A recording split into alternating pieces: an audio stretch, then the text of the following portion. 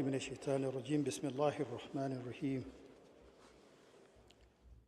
Your Excellency, Mr. Imran Khan, Prime Minister of the Islamic Republic of Pakistan, Your Excellency Makhdoom Shah Mahmood Qureshi, Minister of Foreign Affairs of the Islamic Republic of Pakistan and Chairman of this session,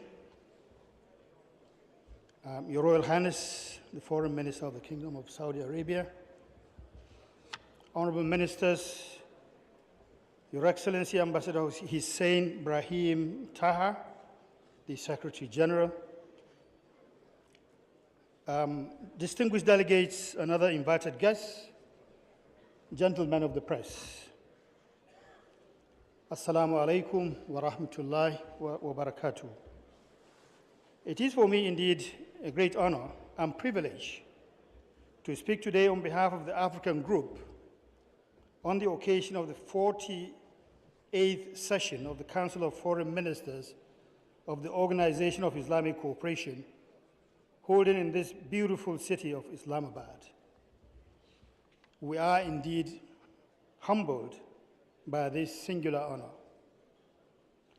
Let me at the outset convey the sincere appreciation of my delegation and that of the entire African Group to the government and the people of the Islamic Republic of Pakistan for the warm reception and generous hospitality.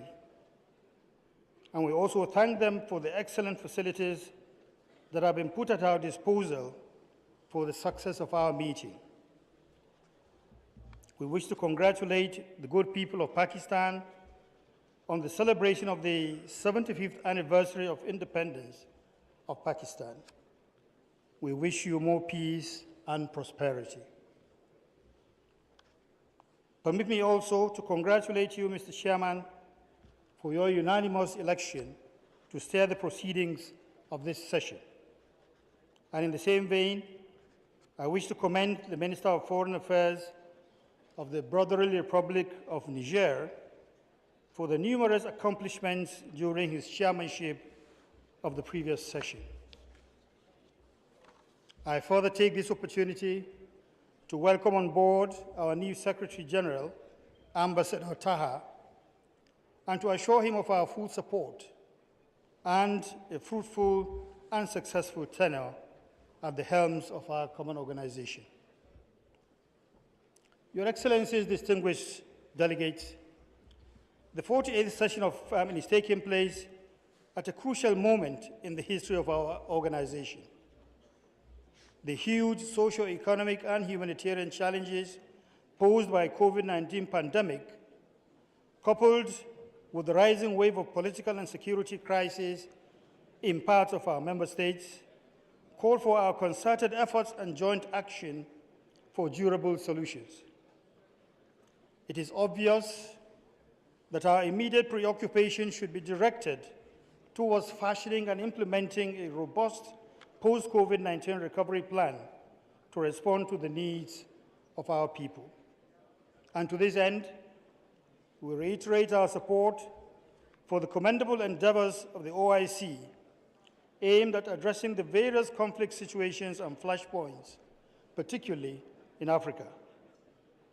The menace of terrorism, insurgency, banditry, small arms and light weapons, human and drug trafficking have continued to militate against the peace, security, stability, human rights, social cohesion, and indeed the economic development of the entire African region. And this is why we welcome the choice of the theme of this session, which is Partnership for Unity, Justice, and Development, which we consider very apt and indeed very relevant. We believe that the 48th session will do justice not only to the numerous issues on this agenda, but also adopt appropriate and implementable resolutions to address our common and pressing challenges and fast-track recovery in our member states from the COVID-19 pandemic. Mr. Chairman, for the past 12 years, Nigeria and indeed the Lake Chad basin countries have continued to suffer from brutal acts of terrorism led by Boko Haram and lately ISWAP. The activities of these enemies of peace, unity and progress and development have created a very serious humanitarian crisis in our region. In Nigeria alone, we have over 3 million people that are displaced and are living in IDP camps. In Burkina Faso, we have about 2 million people that are also living in IDP camps. The OIC must not abandon these people. They are in dire need of your assistance, and that is why Nigeria has proposed a new draft resolution on this subject for your kind consideration and adoption. And we hope that the OIC will extend its full solidarity to these people with a view to alleviating their plight. Furthermore, a robust implementation of the relevant OIC resolutions on combating the Boko Haram and other terrorist groups in West and Central Africa, and indeed some parts of Southern Africa, and support for the operations of the G5 Sahel Joint Force will significantly assist the ongoing national and sub-regional efforts towards addressing these lingering security problems in our sub-region. This measure would, if of necessity, also include the comprehensive review and execution of the OIC Code of Conduct on Combating International Terrorism, 1994, and the OIC Convention on Combating Terrorism.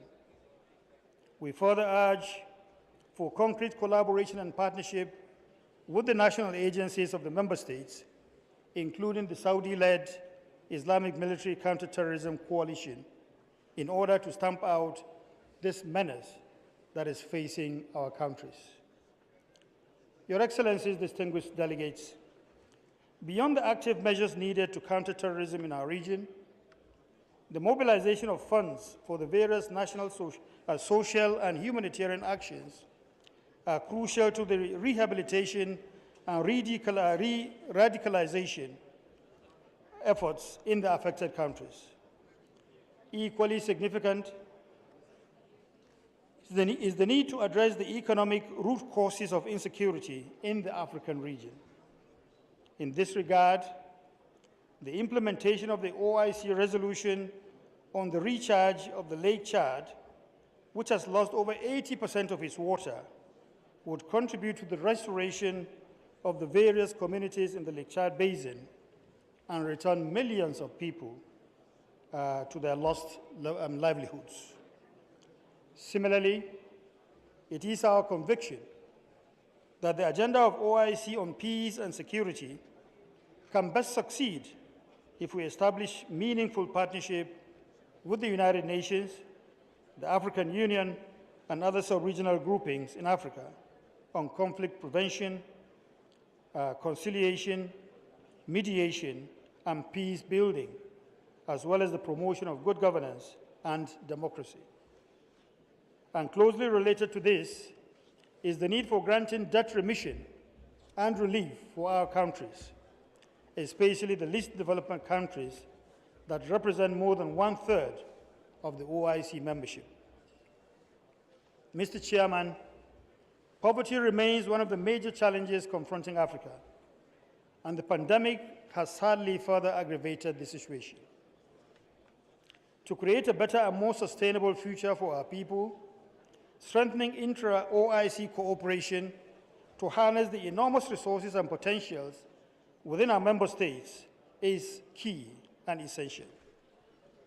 Equally vital is the need to boost intra-OIC trade and commercial exchanges as a bedrock for our economic cooperation and a means to further enhance South-South cooperation. We regret to note the drastic decline in the volume of intra-OIC trade, reported from 700.1 billion in 2019 to just 552.8 billion in 2020, amounting to about 21.2% decline. We applaud and encourage OIC efforts in capacity building and skills acquisition development, as well as the promotion of research and innovation, especially in the areas of agriculture and food security. In this regard, we support the adoption of the OIC Plan of Action on the development of strategic agricultural commodities and underscore our commitment to play a central role in the implementation of programs on wheat, rice, and cassava as part of our endeavor to promote agricultural cooperation. Already in Nigeria, the central bank-supported Anko Borrower's program has produced the desired result, as we have drastically cut rice importation and have attained the first position in rice production in Africa. Your Excellencies, distinguished invited guests, as we commend the OIC for its sustained interest in Africa through the various IDB initiatives, which include the Islamic Solidarity Fund for Development, the Islamic Development Fund, and the Special Program for the Development of Africa, we call for additional mobilization of resources in order to achieve the target capitals of these funds and programs. And we also reiterate the importance of the Dakar-Port Sudan rail project and the need to accord it the due attention it deserves because of its enormous economic impact on the continent. Mr. Chairman, before I close, let me reaffirm on behalf of the African Group our full solidarity with the people of Palestine, as I also restate our support for the cause of Jammu and Kashmir people. We commend the Islamic Republic of Pakistan for its sustained commitment to the ideals of the OIC and pledge our support to its chairmanship. We also wish the 48th session of the Conference of Foreign Ministers very fruitful deliberations. I thank you for your very, very kind attention. Assalamu alaikum wa rahmatullahi.